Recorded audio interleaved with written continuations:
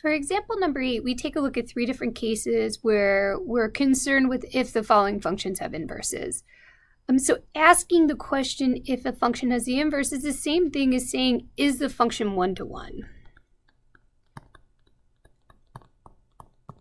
The shortcut of writing one-to-one is writing a 1-1. So let's take a look first of all at our function for a. We'll start off with a over here. And we want to know if our function g of x is equal to x cubed plus 2. Is that function one-to-one?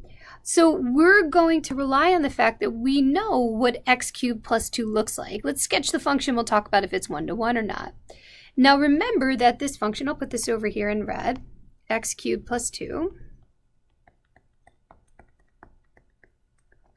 is the cubic function, and the cubic function has this appearance which has been shifted up 2 units on the Cartesian plane in terms of transformations. So if we were to graph this, here is our picture of g of x, like this, and like this. This is a nice sketch as to what g of x looks like. In terms of asking if this function has an inverse or if it's invertible, if we drew a horizontal line anywhere on this graph, it would pass through only one point. So the answer to question A is yes, that this function does have an inverse and therefore it is one-to-one. So for 1A, the answer is yes. For 8A, the answer is yes. Now let's take a look for B. And remember, if we're talking about looking at ordered pairs, if we want to know if a function is one-to-one or if it has an inverse, we need to make sure that each y corresponds to exactly 1x. So that means that one y value can't correspond to more than one x value.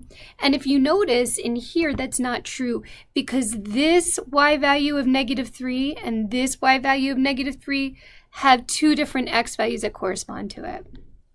So in terms of that definition that each y value has to correspond to exactly 1x, it doesn't. This y value corresponds to 2 x's. So that means that for B, this is not an example of a function that has an inverse and it's not one-to-one. For C, let's take a look at this one. For C, this is a picture of the square root function that's been shifted to the left 2 units. This is one-to-one just by taking a look at the vertical line test. If we draw, a horizontal line test, if we draw a horizontal line anywhere on this graph, it's only going to pass through one point. So the answer to this one is yes.